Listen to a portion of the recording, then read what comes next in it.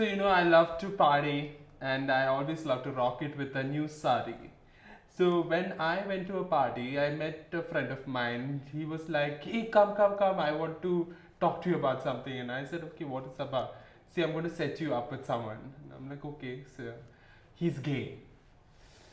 Oh my god. Just because I'm gay doesn't mean that I will only fall for every other gay man. And you goodies and goodies, welcome to Chai with Maya.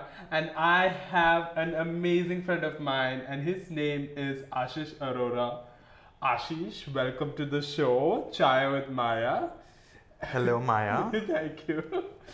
So, I'm going to ask you the fundamental question, and what is your favorite type of tea? Well, it depends on my mood, but usually it's my mum's tea, which is usually a ginger tea or an lychee tea. Or it depends on the moods of the day. It could be hibiscus, it could be sex tea, or it could be any other tea that you like. I would like to come to your place and try sex tea sometime. You should. It's called aphrodisiacs. You like it. Okay, maybe I can borrow it sometime whenever I need it. So. It's not boring. So I just have to come to your house and okay, maybe. I think you should get somebody. Hey, coming back, what do you identify yourself as? Well, I guess it's difficult to describe because growing up I had urges and I always sort of thought that I'm gay because I remember the first experience I had was probably when I was about 7. I ended up kissing a boy right in my school and I almost got rusticated later, a couple of years later from it. Not rusticated, but I decided to just move away because it got a bit scandalous because those things tend to fly and then just, be there on your like a stamp on your resume or on your name that, hey, he's gay, he kissed a boy. But then I guess as I grew up, teenage happened, I started to notice changes. I had attraction for girls. I had attraction for people I did not know what to call. And then I guess eventually today, as of today, I would not put myself in a bracket. I would not say I'm bisexual or I'm gay or I'm straight. I guess I connect to people based on their soul. I see what's on the inside. I see what a person is made of, That person could be a guy, could be a girl, could be a trans man, could be a trans woman, could be transitioning, could be a cis man, cis woman. It doesn't matter. As long as you are somebody who's genuine, who is nice and looking for something deeper. I'm game. Would you call yourself as pansexual? I guess that's a label that all of us try to put ourselves in a box. That's probably something that the society put me. But then, like I said, I guess. Okay, let's say for label's sake, I could put myself in a box of a pansexual. Yeah. Okay, so coming back to school days, now that you said that you were rusticated and you were very ballsy to say, kiss a boy in school, how were you popular in school? I was extremely popular, yes. But tell me what exactly was that popularity? So I was good at studies, I was good at sports, I founded the Scholastic Club, I brought it to Delhi with the British Council in Delhi. I was one of the founding members. Also beyond that, I was also interested in computers, interested in technology, interested in gaming, interested in pretty much everything. And then in my early teens, which was right about the 7th or the 8th standard that we have in India, I also got into dramatics. I founded the Dramatics Club. I got into theatre. I brought National School of Drama to our school and the schools around my area. And I changed schools twice. So, but then the popularity, I guess, just stayed on because you had the popularity tag all wherever you went. Is that what happened? I was the teacher's favorite. I till date shudder to wonder why it happened and how it happened. But I guess.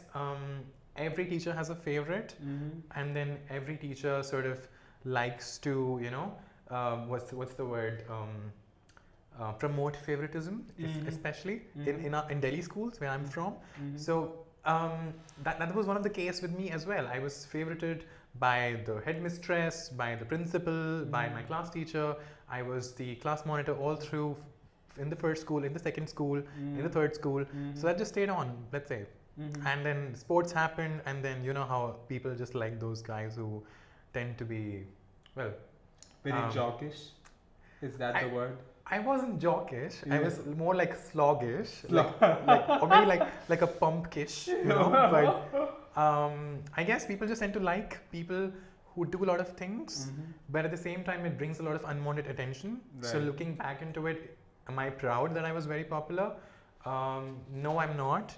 I wish that I was subdued. I wish that I was not so competitive. I wish that I did things which probably other kids did, which is probably enjoy life and not just have this whole zeal to do everything and anything that's possible. But I guess I mean there are factors to everybody's growing up stage, and every child is unique and every child is different, and I personally feel I'm quite eccentric. Good. That's that itself is a great finding that you are eccentric, and maybe that is the reason why people were all drawn to you, because everybody is drawn to eccentricity or whatever. So they always like people who are full of life and full of. So maybe that is the reason why you had so much of popularity. Yeah, but looking back into it, I feel like life would have been a lot easier had I not had the popularity, had I not been so let's say desirable, because there's one way where it brings good attention, and on the other side it also brings the bad attention which you do not want. What was the bad attention that you went? Well, having said all that I did, I was also a very, very fat kid. Okay. Yeah, and I guess one of those kids who like to eat their feelings. Okay. Yeah, so it wasn't the best time growing up, and back where I come from, you get bullied for just probably just being a percent different than anybody else, but I would say that I was so different, and I always tried to be so different that brought unwanted attention, that brought unwanted bullies around me. But beyond that, being fat is one thing, and then eating your feelings is another. You can be fat and still be let's say bullied, but then if you really look like a barrel, and then you sort of tend to be everywhere, you tend to be in the dramatics club, you tend to be in the computer room, you tend to be doing sports, people hate your guts. They see, hey, there's a fat dude who's doing everything, but inside, deep down, you know that you're so insecure, and the only reason you're doing so many activities is to make up for those insecurities. You're doing it because you don't want people to think you're very sad. You're putting up a fake smile, you're laughing everywhere, you're enjoying every activity, but deep down you're really, really sad. So it wasn't the best thing. It wasn't a very pleasant episode, let's say. So you were bullied for being fat, or they were body shaming? There were a lot of reasons why I was bullied for. The fat is one part. The other part is, I guess I was what you would call without filters. A kid who probably has grown. Like मुंह पे बोलता है. Being gobby is one thing. Yeah. I mean, I was without filters everywhere. I was without filters, I guess, verbally and physically. I mean, I ended up having crushes in school. I ended up acting on those.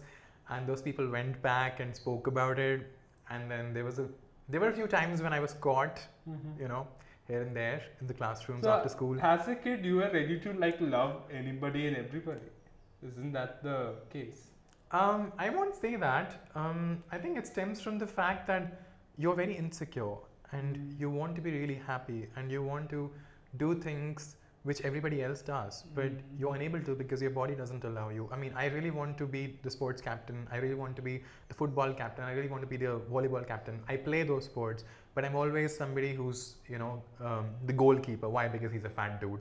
He can't run. I can run. Okay, if I was allowed, if I was motivated, if people understood me better, if people helped me to understand myself better. But I guess that's one reason I don't like Delhi. I never would, because I have so many bad memories growing up there, right from my school to my college.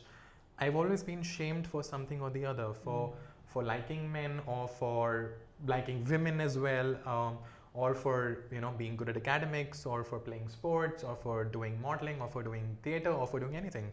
And all those things are just multiple layers that I've built around myself to let the world not see the real me, which is actually a very, very sad person. Have you ever opened up to people and said that, hey, this is the real me? I'm shedding all the layers in front of you I think I did that twice in life. twice in life. Yeah. And has that been successful?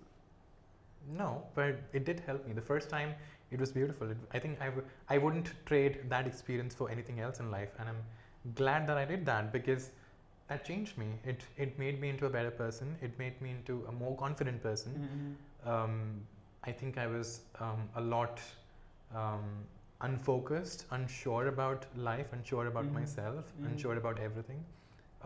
Growing up, I never had friends because a lot of times I felt like I don't belong. I didn't do the activities that a lot of kids do, and I'm sure Maya, you are a fabulous. You know how kids in Delhi are and how guys in Delhi are.